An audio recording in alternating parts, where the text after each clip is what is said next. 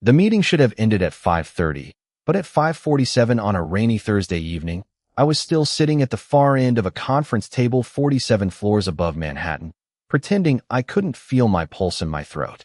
Around me, 12 senior executives were closing laptops, checking phones, and gathering leather portfolios while the city burned gold beneath a ceiling of storm clouds beyond the floor-to-ceiling windows. I was the least important person in that room. That wasn't insecurity. It was organizational fact. I was Ethan Parker, 27 years old, a strategy associate at Whitmore Holdings, which meant my name appeared several layers below everyone else's on the corporate chart. I had been invited because my director was attending another meeting in Chicago and needed someone to take notes. That was it. I wasn't supposed to speak unless someone asked me a question. I definitely wasn't supposed to attract the attention of Alexander Whitmore. Yet just as I slid my notebook into my bag, his voice crossed the room. Ethan Parker. Stay. Every conversation stopped. I froze with one hand on the zipper. Richard Hale, our senior vice president of corporate development, glanced at me with the unmistakable expression of a man wondering what mistake I had made. Honestly, I was wondering the same thing. Alexander Whitmore didn't need to raise his voice. He was 36, the CEO of a company his family had spent 3 generations building, and one of those people whose silence could control a room more effectively than another man's shouting. Tall, composed, always dressed in dark suits that probably cost more than 3 months of my rent. He carried wealth in the least flashy way possible. No giant watch, no unnecessary entourage, no dramatic speeches, just certainty, the kind that made everyone else adjust themselves around him without realizing they were doing it. The last executive stepped into the hallway.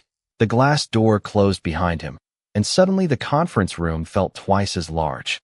Alexander remained at the head of the table, reading something on his tablet. I waited. 5 seconds became 10. Did I do something wrong? I finally asked. His eyes lifted. Gray, calm, impossible to read. Do you always assume you're in trouble when I ask you to stay? You've never asked me to stay before.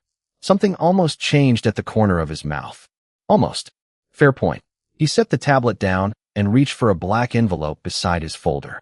My name was written across the front in silver lettering. He pushed it toward me. Saturday night. I looked at the envelope, then at him. What's Saturday night? The Whitmore Foundation Charity Gala. Of course I knew about it. Everyone at Whitmore Holdings did. The annual gala was practically family mythology, held at one of Manhattan's most expensive hotels and attended by donors, CEOs, politicians, philanthropists, and people whose names appeared on buildings. The foundation funded housing programs, scholarships, community health initiatives, and enough other projects that our communications department spent weeks preparing for the event. Employees like me didn't attend. We helped prepare spreadsheets for people who did. I touched the envelope but didn't open it. Do you need me working the event? No. Then I'm confused. You're attending. I stared at him. Attending? Yes. The gala. Alexander leaned back slightly. I'm beginning to worry about our recruiting standards, Parker. I couldn't tell if the billionaire CEO of Whitmore Holdings had just made a joke. I understand the words individually, I said. It's the combination that's giving me trouble. This time I definitely saw it, the smallest hint of amusement in his eyes. Then it disappeared. You're attending with me. The room went completely still. Outside the windows, rain traced silver lines down the glass. Somewhere below us, millions of people were moving through Manhattan, taxis crawling along wet avenues, subway trains rumbling beneath sidewalks, restaurants filling for dinner. Up here, I could hear nothing except the air conditioning and my own breathing. With you, I repeated. That's what I said. I finally opened the envelope. Inside was a heavy cream invitation embossed with the Whitmore Foundation crest. Beneath it was a preliminary guest list. I recognized names immediately. A. United States Senator. 2 Fortune 500 CEOs. A Broadway producer. Several major donors. Members of the Whitmore family. Then I noticed the internal attendees from our company. Richard Hale. Chief Financial Officer Margaret Collins. Chief Legal Officer David Mercer. Chief Operating Officer Jonathan Reed. People who had corner offices and assistants and biographies on the corporate website. I looked back at Alexander. You have an entire executive floor. I'm aware. Any one of them would make more sense. Would they? Yes. The answer escaped before corporate survival instinct could stop it. Alexander's gaze sharpened, but he didn't look offended. If anything, he looked interested. That was somehow worse. I placed the guest list on the table. Mr. Whitmore, I'm not an executive. I'm not a donor. I'm not even management. Half the people in this building probably think my job is making PowerPoints look less depressing. Do you? Sometimes. Are you good at it? Unfortunately, that flicker of amusement returned. I had worked at Whitmore Holdings for 3 years, and until recently, I had assumed Alexander Whitmore barely knew I existed. People like him occupied a different atmosphere. He arrived through a private entrance, traveled between floors with senior leadership, and made decisions involving numbers so large they stopped feeling like money. I lived in a one-bedroom apartment in Queens, took the subway to work, called my mother every Sunday, and still compared grocery prices before putting anything in my cart. Alexander could have chosen anyone. That was the part my mind couldn't move past. Anyone. I glanced again at the invitation. Why me? For the first time since everyone else had left, Alexander didn't answer immediately. His eyes stayed on mine, and something about his expression changed. Not enough for me to understand it. Only enough to make me realize there was an answer. A real one. Because I asked you, he said at last. That's not an answer. It's the one I'm giving you tonight. I should have stopped there. Every sensible instinct I possessed told me to take the invitation, say thank you, and leave before I accidentally destroyed my career through excessive curiosity. Instead, I heard myself say, "You know this is strange, right?" Alexander folded his hands on the table. Explain. You're Alexander Whitmore. I've been reliably informed. Your family owns half the room you're walking into on Saturday. Not literally. That isn't helping. He waited. I took a breath. You could bring a vice president, a board member, someone who understands that world, someone who belongs there. His expression became unreadable again. And you think you don't? I know I don't. Alexander studied me for several quiet seconds. Interesting. What's interesting? That you said no instead of think. Before I could respond, he stood and buttoned his suit jacket. Conversation over. Apparently billionaires could end discussions through tailoring. He picked up his phone and walked toward the door, then stopped beside my chair. Up close, he seemed less like the distant figure from quarterly meetings and more unsettlingly human. Tired, maybe. There were faint shadows beneath his eyes I had never noticed from across a boardroom. 7 o'clock Saturday, he said. A car will pick you up. I can take the subway. To a black-tie gala? The subway doesn't reject tuxedos. He looked at me for one beat, then another. 7 o'clock, Parker. He walked out before I could argue. I remained alone in the conference room with a black envelope in my hand and the uncomfortable feeling that my life had just shifted by half an inch, not enough to see yet, but enough that nothing sat exactly where it had before. I looked down at the guest list again.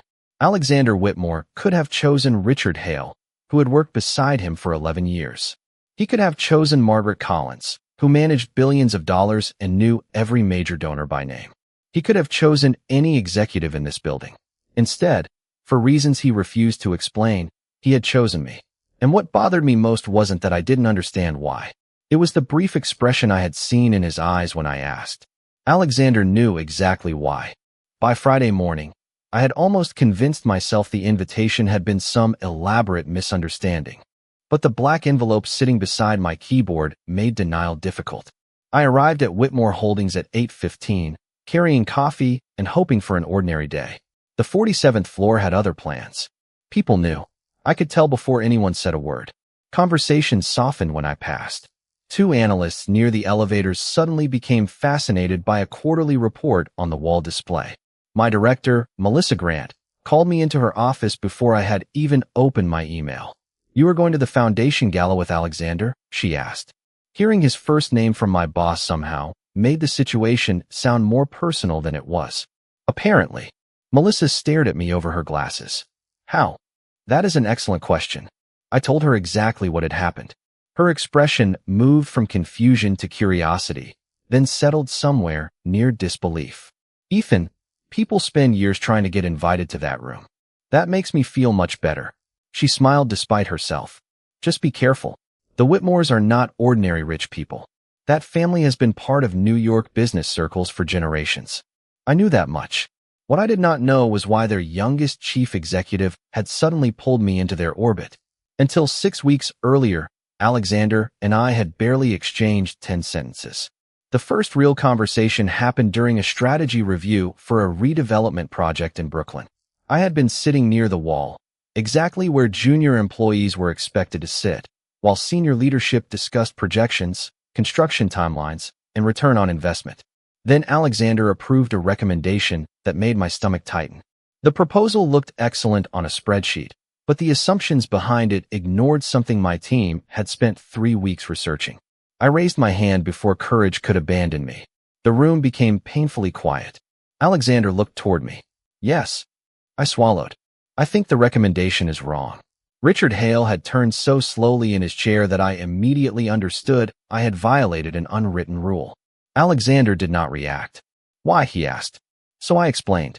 The redevelopment plan depended on participation from neighborhood businesses, but our survey data showed many owners could not afford the proposed transition period. If we moved forward unchanged, the project might succeed financially while failing the community it claimed to support. Alexander asked for my numbers. I gave them. He asked 3 more questions. I answered all 3. Then he looked at Richard. Revised the proposal. That should have been the end of it. Instead, as everyone packed up, Alexander glanced at the name printed on my presentation folder. Ethan Parker? Yes, sir. His gaze returned to me. I will remember that. I had assumed he meant he would remember the research. Apparently, I had underestimated him. Over the following weeks, strange little moments accumulated. Once, I entered an elevator and found Alexander alone inside. Instead of staring at his phone, he asked whether the revised Brooklyn model was performing the way I expected. Another time, he returned a report through my director with 1 sentence written across the top. Good question on page 14. He had read page 14. Most executives barely read page 1. None of it seemed significant until Friday afternoon, when Richard Hale appeared beside my desk. Parker. I looked up. Mr. Hale. His smile was professionally perfect and completely humorless. Enjoy tomorrow evening. Thank you. He glanced toward the black envelope. Alexander usually takes someone from senior leadership to foundation events. There was nothing openly hostile in his voice, which somehow made the statement more uncomfortable. I did not know that. No reason you would. He adjusted his cuff. Still, opportunities like this can create expectations. Be sure you understand yours. Then he walked away. I sat motionless for several seconds. At 6:10 that evening, most of my department had gone home when the executive elevator opened. Alexander stepped out carrying his coat over one arm. He could have crossed directly toward the private exit. Instead, he stopped beside my desk. You look concerned. I am thinking. Dangerous habit. I looked up at him. Do you remember everyone who disagrees with you in meetings? His expression shifted slightly. No. Then why did you remember me? For once, Alexander seemed caught without a prepared response. His eyes rested on mine before moving briefly to the invitation beside my keyboard. Because most people in that room were trying to tell me what they thought I wanted to hear. And I was not. You looked terrified. I felt my face warm. I was. You still told me I was wrong. He put on his coat. That is considerably rarer than you might imagine. He started toward the exit, then stopped. 7 tomorrow, Ethan. It was the first time he had used my first name without my last. Before I could decide whether that meant anything, the doors closed behind him, leaving me alone with a question that was becoming harder to ignore. Maybe Alexander Whitmore had noticed me because I challenged him once. But something in the way he had looked at me suggested that was only where the story began. Saturday evening arrived with the kind of nervous precision I usually associated with job interviews. At 6:58, a black sedan stopped outside my apartment building in Queens, polished enough to reflect the yellow glow of the streetlights. I stood by my window in a rented tuxedo, wondering whether there was still time to develop a convincing case of food poisoning. At exactly 7, my phone rang. The driver was downstairs. 40 minutes later, Manhattan had transformed around me into something brighter and more expensive. The Whitmore Foundation Gala occupied the grand ballroom of a landmark hotel near Central Park, where uniformed attendants opened car doors beneath a canopy of warm lights. I stepped onto the sidewalk and immediately became aware of everything I was not. I was not wealthy. I was not important. And I was definitely not prepared for the photographers near the entrance. Then I saw Alexander. He was waiting several yards away in a black tuxedo, speaking with an older couple. Without the controlled geometry of the office around him, he looked different. Still unmistakably powerful, but less distant somehow. He turned, saw me, and stopped speaking for half a second. His gaze traveled over my tuxedo, then returned to my face. Parker, Mr. Whitmore, Alexander tonight. That did absolutely nothing to calm me. I adjusted my cuff. You look surprised. I am reconsidering something. What? His eyes held mine. Whether our office dress code has been doing you a disservice. I stared at him until I realized he was teasing me. Was that a compliment? Do not make me repeat it. For the first time all evening, I laughed. Alexander introduced me to the couple, longtime foundation donors, and then guided me toward the ballroom. The moment the doors opened, my confidence disappeared again. Crystal chandeliers scattered light across hundreds of guests. A string ensemble played near the far wall. Waiters moved through the crowd carrying champagne, while conversations blended into a smooth current of money, influence, and practiced charm. I recognized faces from business magazines and television. Alexander belonged here so completely that people seemed to reorganize themselves when he entered. I expected him to leave me behind almost immediately. He did not. Alexander. A silver-haired man approached and shook his hand. His attention shifted toward me. And who is this? I waited for the obvious answer. One of my employees. A strategy associate. Someone from the office. Alexander said none of those things. This is Ethan Parker. He is with me. The words were simple, but the man's eyebrows rose slightly. Of course. Pleasure to meet you, Ethan. Within 20 minutes, it happened 3 more times. Each introduction was nearly identical. No job title. No explanation. Just my name and that strangely ambiguous phrase. By the 4th time, I leaned toward Alexander after the guests moved away. You realize people are interpreting that creatively. Are they? You know they are. Does it bother you? I looked across the ballroom and caught 2 people glancing toward us before quickly looking elsewhere. I have not decided. Then decide based on what you think, not what they think. Before I could answer, a woman approached.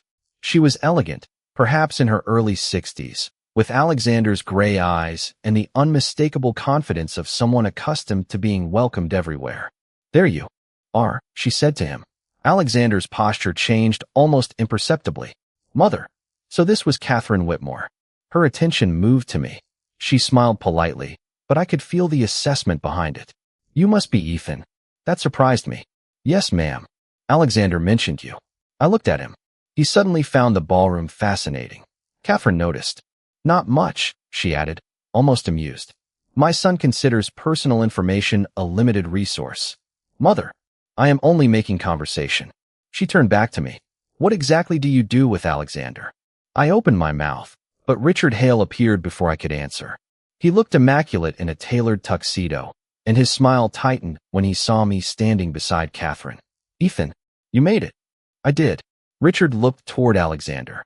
I admit, some of us were curious about tonight's selection. Alexander's expression cooled. Were you? Only because it was unexpected. Richard lifted his glass. There were several senior executives who assumed they would be representing the company. Catherine watched the exchange with quiet interest. I felt every instinct telling me to disappear into the crowd. Then Alexander stepped slightly closer to me, not touching, simply making his position unmistakable. They are representing the company, he said. Richard glanced at me. And Parker? Alexander did not hesitate. Ethan is here because I wanted him here. Something shifted in the air between them. Richard smiled again, but this time it never reached his eyes. Of course. He excused himself. I waited until he was gone before turning toward Alexander. You are making this worse. Probably. You do not seem concerned. I am concerned about several things tonight. His gaze settled on me. That is not one of them. Before I could ask what was, Catherine called Alexander toward a group of donors. He excused himself, promising to return. I watched him cross the ballroom and realized something unsettling. People were no longer wondering who I was. They were wondering why I mattered to him. And for the first time, I was beginning to wonder the same thing for reasons that had nothing to do with work. 4. The next half hour, I learned that being left alone at a billionaire family gala was a little like being dropped into a foreign country where everyone spoke fluent English but somehow meant something different by every sentence. People asked where I lived, then paused when I said Queens. They asked which club I belonged to, and I almost told them about the neighborhood gym where I paid $49 a month. They asked which Parker family I came from, as though New York maintained an official registry of acceptable Parkers. The Ohio Parkers. I finally told one woman. My father teaches high school history, and my mother manages a dental office. She blinked, apparently uncertain whether I was joking. Across the ballroom, Alexander was surrounded by donors, but twice I caught him looking toward me. Both times his attention stayed just long enough to make my stomach tighten with a feeling I refused to name. Interesting evening, is it not? Richard Hale appeared beside me holding a glass of sparkling water. That depends on your definition of interesting. You are handling it better than I expected. Thank you, I think. His smile was smooth. Do you know why Alexander brought you? There it was again. The question everyone seemed to possess except the answer. You should ask him. I did not need to.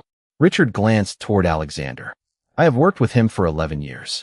He does very little without a reason. That sounds reassuring. It should not. Before I could respond, Richard continued. The foundation has been trying to modernize its image. Younger donors, broader community representation, less of the old Manhattan dynasty atmosphere. Someone like you photographs well for that purpose. My expression must have changed because he softened his voice. Ethan, I am not insulting you. I am warning you not to confuse corporate strategy with personal interest. I looked toward Alexander again. He was listening to an elderly donor, his expression attentive. I never said I thought it was personal. Good. Richard took a small sip. Because Alexander could have brought anyone tonight. When someone with that much power chooses unexpectedly, the person being chosen should always ask what purpose they serve. Then he walked away. I hated how efficiently his words found every insecurity I had spent the evening trying to ignore. Maybe this was about optics. Maybe Alexander needed an ordinary employee beside him while the foundation talked about ordinary families. Maybe every glance and every strange conversation had been nothing more than preparation for a public relations strategy one had been too naive to recognize. A bell sounded softly, calling guests toward dinner. Alexander found me before I reached the tables. You disappeared. You were busy. His eyes moved briefly toward Richard across the room. What did Hale say to you? Why do you assume he said something? Because you were relaxed 20 minutes ago, and now you look like you are preparing a resignation letter. I almost smiled, but Richard's warning remained lodged in my mind. Am I here for the foundation's image? Alexander went still. What? You heard me. I did. I am trying to understand why you asked. Because apparently the foundation wants to look younger and more connected to regular people. His jaw tightened slightly. Hale, he suggested I might serve a purpose. Everyone here serves a purpose to Richard. That is not a denial. Alexander looked at me for a long moment. No, you are not here as decoration for a publicity campaign. Relief came too quickly, and I resented myself for feeling it. Then tell me why I am here. Not yet. 2 words. Calm. Final. I stared at him. You keep doing that. Doing what? Asking me to trust you while refusing to give me enough information to decide whether I should. Something shifted in his face. Around us, hundreds of conversations continued beneath the chandeliers, but I suddenly felt as though we were standing alone. That is fair, he said quietly. I had expected authority. Instead, he gave me agreement, and somehow that unsettled me more. There is something happening tonight that I cannot explain yet. Cannot or will not. Both. Before I could press him, Catherine Whitmore approached and touched her son's arm. Alexander, the foundation chairman, needs you before dinner. She looked between us, clearly sensing the tension. Alexander nodded, but his attention remained on me. Do not leave. That sounded like an order. He paused. Please do not leave. Then he followed his mother. I stood there, trying to decide whether that single word should matter as much as it did. Careful, Parker. Richard had returned, this time without the polite smile. People are already talking. About what? About you. He nodded toward a cluster of guests. Some think you are Alexander's latest attempt to irritate his family. Others think you are being positioned for something inside the foundation. My chest tightened.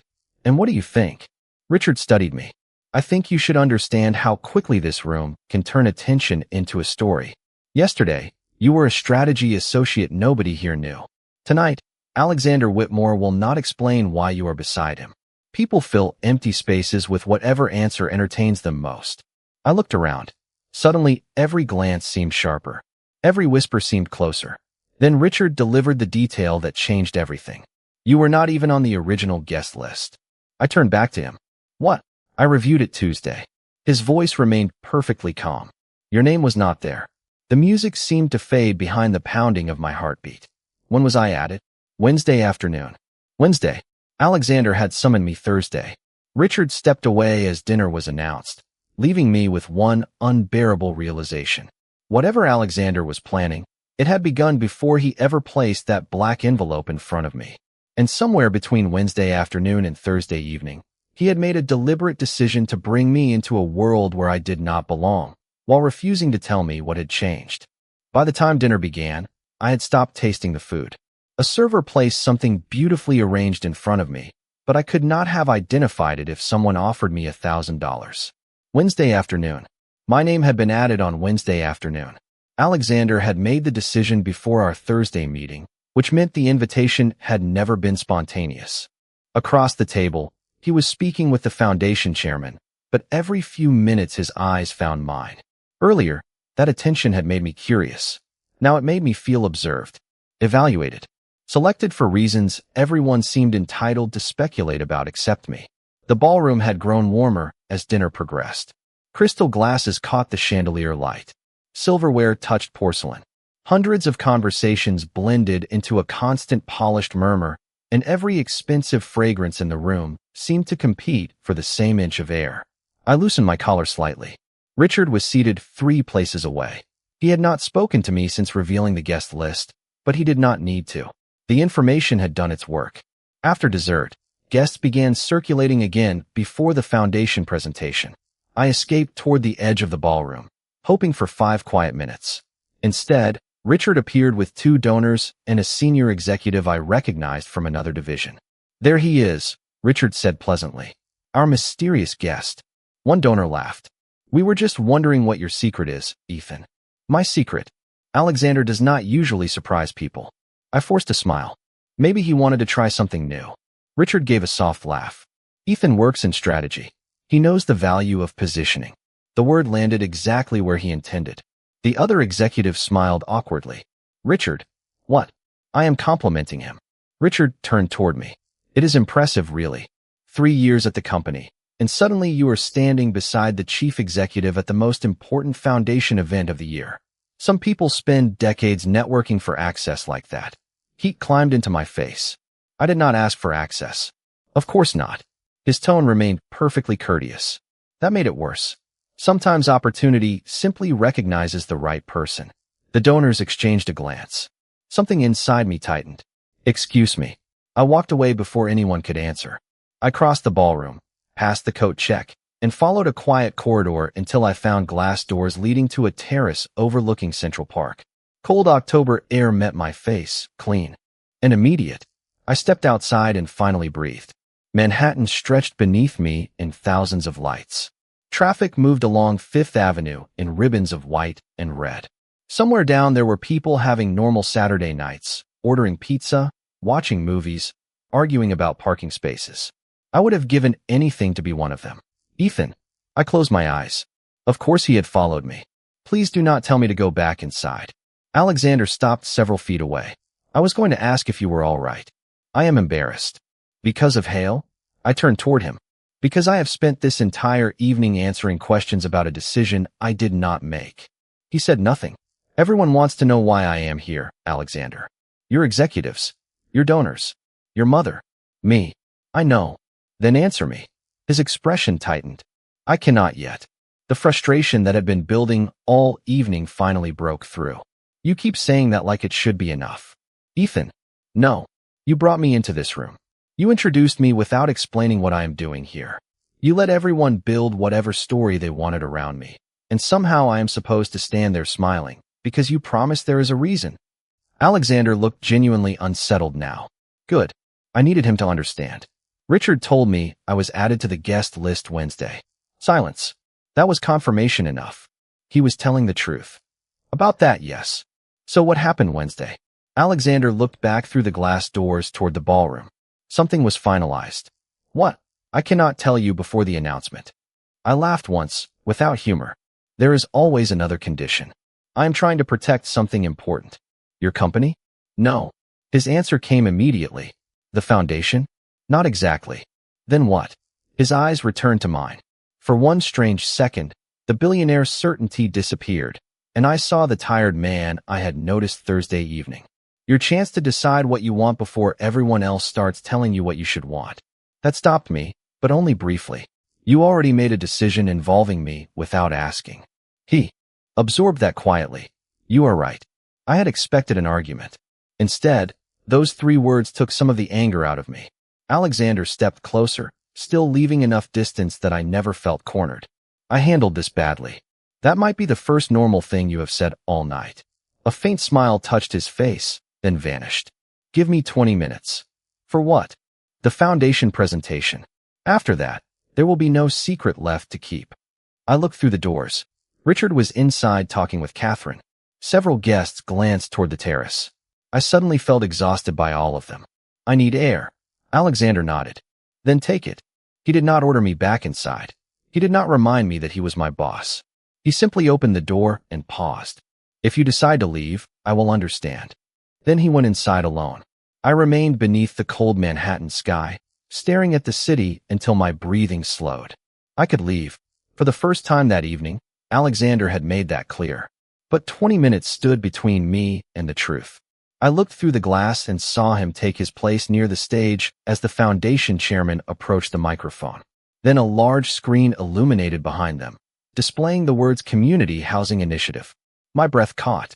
I knew those words. I had written them at the top of a proposal 3 months earlier, a proposal my department had thanked me for and quietly filed away. And suddenly I understood that whatever Alexander had been hiding, it had started long before Wednesday. I stepped back through the glass doors just as the ballroom lights dimmed.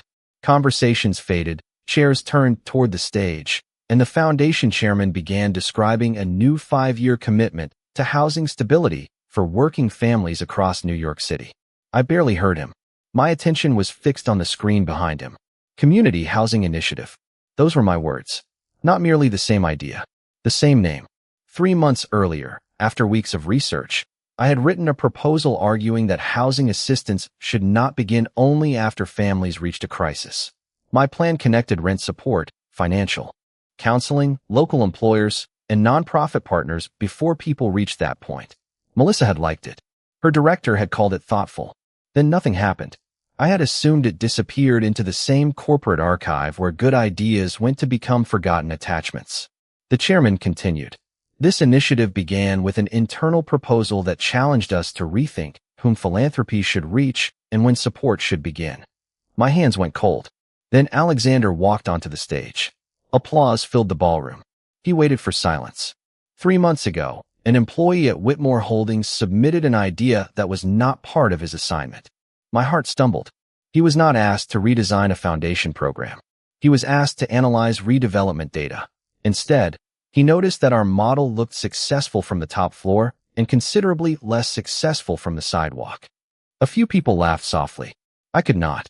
Alexander's gaze moved across the ballroom and found me near the terrace doors. He asked a simple question. What good is investment in a neighborhood if the people already living there cannot afford to remain long enough to benefit from it? I remembered writing that sentence at 1:30 in the morning in my Queens apartment. Alexander continued. The proposal reached my office 6 weeks ago. I read it. Then I asked the foundation team to test it without identifying its author to the review committee. The screen changed to show projected results. Families served. Partner organizations. Estimated costs. Every number was familiar. On Wednesday, Alexander said, the committee approved the pilot unanimously. Wednesday, my name on the guest list. The black envelope. Suddenly the timeline snapped into place. Tonight, I am pleased to announce that the Whitmore Foundation will fund the Community Housing Initiative with an initial commitment of $12 million. The applause came like weather. I stood motionless inside it. Then Alexander said my name. Hundreds of faces turned toward me. The person who first proposed it is Ethan Parker. For several seconds, I forgot how to breathe. Alexander did not ask me to come. On stage, he did not turn the moment into a spectacle. He simply gave me credit and continued explaining the program. That mattered more than I could explain. When the presentation ended, people surrounded me. Donors shook my hand. A nonprofit director asked about the research. Someone from the foundation requested a meeting Monday. The same guests who had spent the evening wondering why I belonged suddenly wanted to know what I thought. I should have felt triumphant. Instead, I needed quiet. I slipped into the corridor beside the ballroom and heard voices around the corner. Alexander's voice came first. You agreed the committee would evaluate the proposal on merit. A second voice answered, older and colder. I agreed to evaluate an idea. I did not agree that you should elevate a junior employee in front of half of Manhattan. I recognized Charles Whitmore from photographs. Alexander's father. I did not elevate him. His work did. Do not be naive. People will assume favoritism. Then let them examine the proposal. And bringing him tonight. Charles asked, was that necessary? Silence followed. I should have walked away. Instead, I remained frozen. Alexander finally answered, yes. Why? Because everyone in that room was going to discuss his work. I thought he deserved to be in the room when they did. My throat tightened. Charles lowered his voice. You are making this unusually personal. Another pause. Maybe I am. I moved away before I heard anything else. A minute later, Alexander found me near a quiet staircase. One look at my face told him I knew. You heard? Enough. I wanted the announcement to happen before I told you, because I did not want anyone claiming the committee approved it because you had access to me. So you kept my name out of the review. Yes. And added me Wednesday after they approved it. Yes. I looked at him, trying to reconcile the distant chief executive I had watched for 3 years with the man standing in front of me. You read my proposal. Every page. It was 48 pages. 49 with the appendix. I laughed despite myself. That is deeply annoying. His expression softened. You deserve to know. Your work mattered. Then why not tell me Thursday? Because I wanted you to hear the decision with everyone else. No private promise. No special treatment. Something you could know you earned. For the first time that evening, the answer felt complete. Almost. I remembered Charles saying personal. I remembered Alexander's reply. Is that the only reason you brought me? Alexander became very still. The silence between us changed. No, he said. My heartbeat quickened. What is the other reason? He looked toward the ballroom, then back at me. 3 months ago, you left a cup of coffee outside my office at 2 in the morning. I stared at him. A memory surfaced slowly. An empty executive floor. A light beneath a closed office door. A paper cup and a ridiculous note left for some anonymous, overworked stranger. Alexander's voice dropped, gentler than I had ever heard it. You did not know it was me. And suddenly the mystery was not ending. It was becoming something else entirely. For a moment, all I could see was that night 3 months earlier. I had stayed late finishing the housing proposal, fueled by vending machine pretzels and coffee that had stopped tasting like coffee around midnight. When I finally headed toward the elevators, one office on the executive floor still had a light beneath the door. I had assumed some exhausted analyst was trapped inside. I had an untouched cup from the coffee station, so I left it outside with a note written on a yellow sticky pad. Whoever you are, go home before this place eats you alive. It had been a joke meant for a stranger. That was you? I asked. Alexander nodded. I found it outside my office at 2:12 in the morning. You remember the time? I remember the entire night. His voice had changed. The controlled confidence he carried through boardrooms was gone, replaced by something quieter. My father had been admitted to the hospital that afternoon after collapsing from exhaustion. He was stable, but I spent hours there before coming back to finish work for a board meeting. I thought about Charles Whitmore downstairs, stern and imposing, and suddenly Alexander's exhaustion that night made sense. Why? Did you come back to work? Because that is what Whitmores do when something frightens us. We find something we can control. There was no pride in the admission. I was sitting alone in my office wondering whether I had become exactly like him when I opened the door and found your coffee. I almost laughed from disbelief. It was terrible coffee. It was atrocious. Then why remember it? Alexander reached into the inside pocket of his jacket and removed his wallet. From behind a card, he carefully pulled out a small folded square of yellow paper. My breath caught. You kept it. Apparently I have sentimental weaknesses. He handed it to me. My handwriting stared back at me, slightly faded and embarrassingly casual. I looked up. You did not even know who left this. Not that night. How did you find out? Security cameras. I stared at him. That is considerably less romantic. Alexander laughed. Not the restrained, almost smile I had seen at work. A real laugh, warm and unexpectedly young. It changed his entire face. I did not investigate you, Ethan. I asked building security who was working late because I wanted to say thank you. They told me. He paused. Then I recognized your name when you challenged the Brooklyn recommendation. The pieces connected one by one. So that is why you remembered me. Partly. And the proposal? That came later. Alexander leaned against the wall beside the staircase, and for once he looked like a man who had nowhere more important to be. I read it because your name was on it. I kept reading because it was good. You realize that distinction matters. I know. I looked down at the note in my hand. Why did this matter so much? His expression became serious again. Because you thought I was nobody. I frowned. That sounds terrible when you say it that way. You saw a light beneath a door. You thought someone was alone and working too late, so you left coffee and told him to go home. You were kind when there was absolutely nothing to gain from being kind. The ballroom sounded distant now. Most people know who I am before they meet me, he continued. They know the company, the family, the money. Their behavior changes before I ever get the chance to know what it would have been otherwise. His eyes met mine. With you, I knew. My chest tightened with a tenderness I was not prepared for. Alexander. That is the other reason. He exhaled slowly. The proposal gave me a professional reason to bring you tonight. But if you are asking why I wanted it to be you standing beside me, the answer is less professional. I could have pretended not to understand. Instead, I asked, how much less? His smile was faint. Enough that I have spent several weeks reminding myself I am your chief executive. The honesty of it silenced me. There was no dramatic declaration, no assumption that I owed him anything.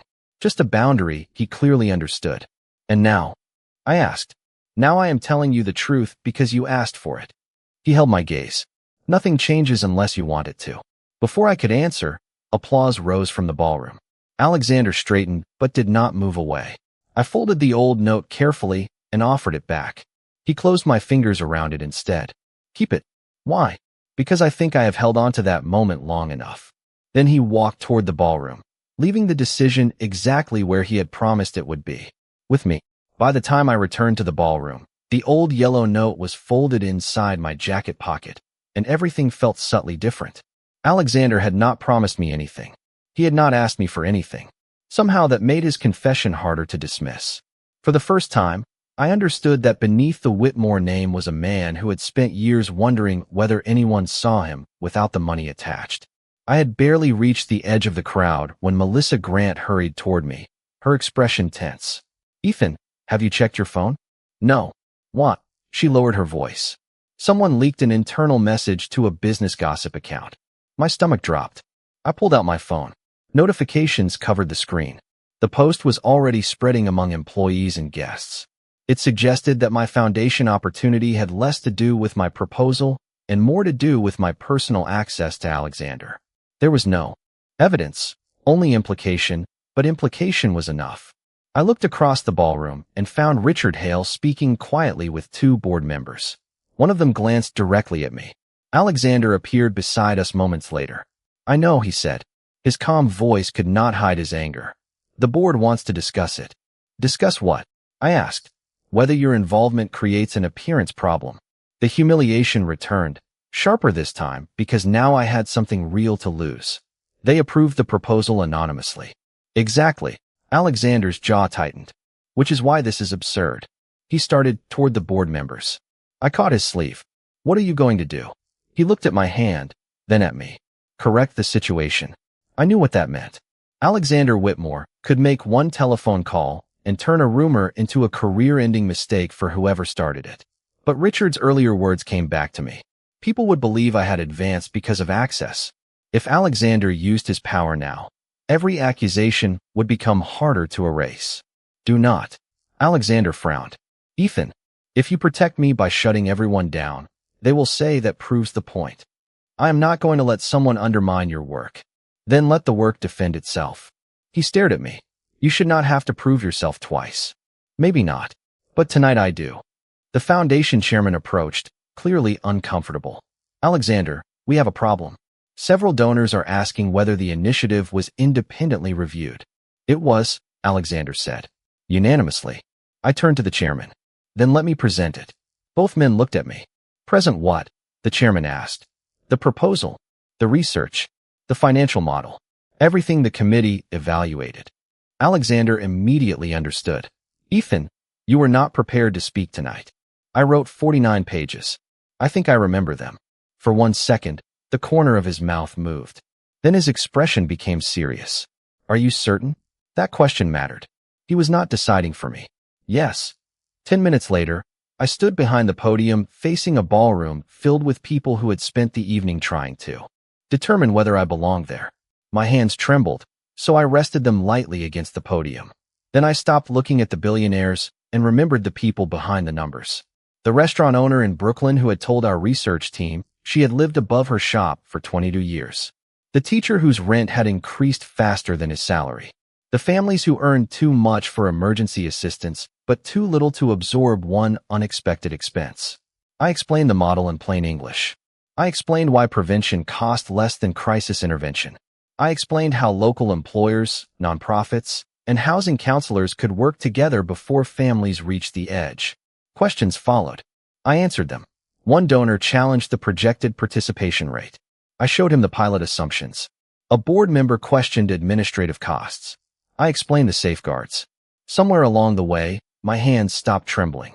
When I finished, the room was quiet for half a second. Then Catherine Whitmore stood and applauded. Others followed. Soon the ballroom filled with it. I did not look for Richard. I looked for Alexander. He stood near the back, hands at his sides, watching me with an expression I had never seen before. Not ownership, not relief, pride. Later, as guests began leaving, he found me near the coat check. You were right, he said. About what? I wanted to solve it for you. I know. And you did not need me to. I smiled. I needed you to give me the room to do it myself. Alexander nodded slowly.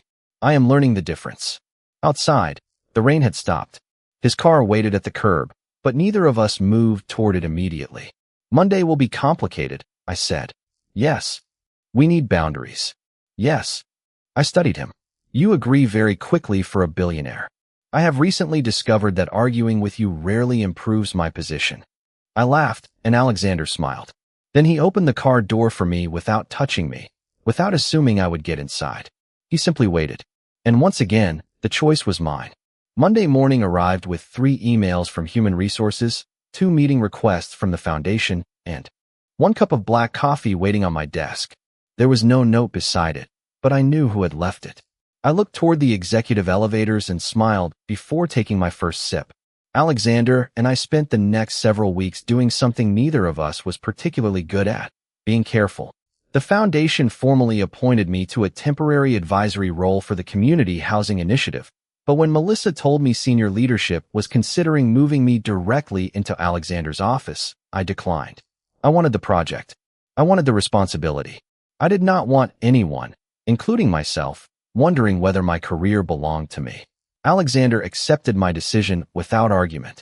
More importantly, he supported a structure that placed me under the foundation's independent program director instead of under him.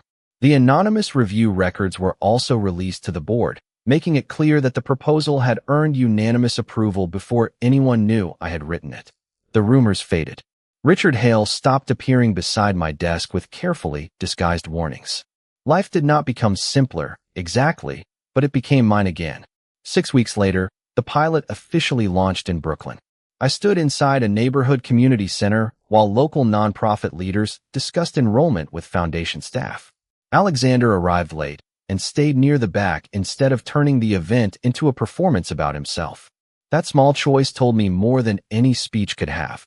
Afterward, we walked 3 blocks through the cold November evening toward the subway. Your car is going the other direction, I told him. I dismissed it. Why? I wanted to walk. I glanced at his polished shoes.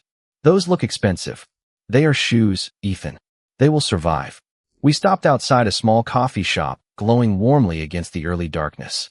Alexander looked through the window. Coffee? Are you asking as my chief executive? No. As chairman of the foundation? Also no. I made him wait. He deserved it. Then maybe. His smile appeared slowly.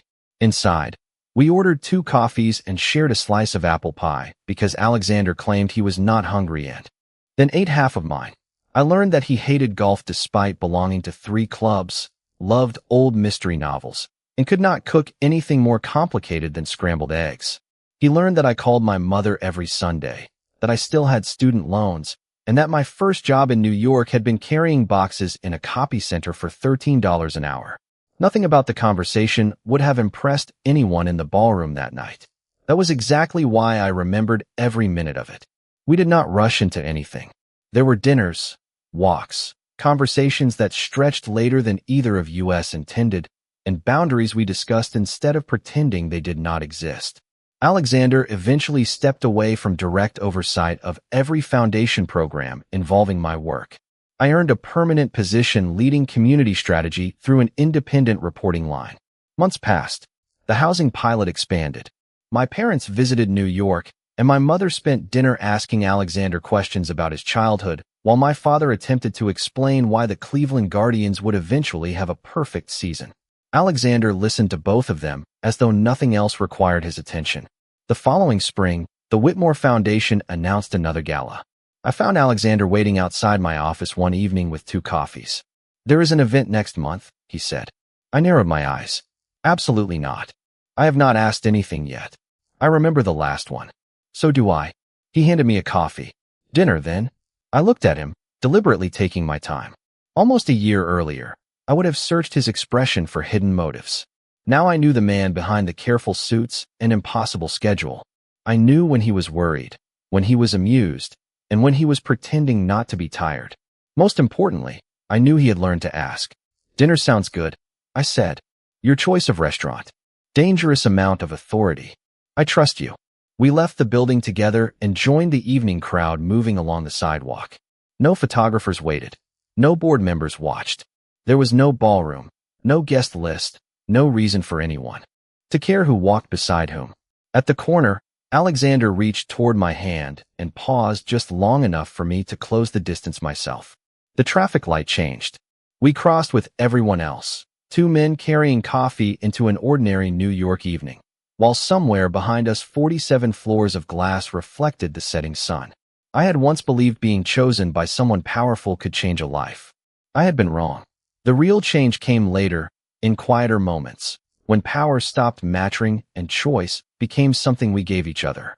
And as Alexander asked what I wanted for dinner, already arguing that pizza counted as a complete meal, the future ahead of us did not feel like a grand promise. It felt better than that. It felt possible, open, and ours.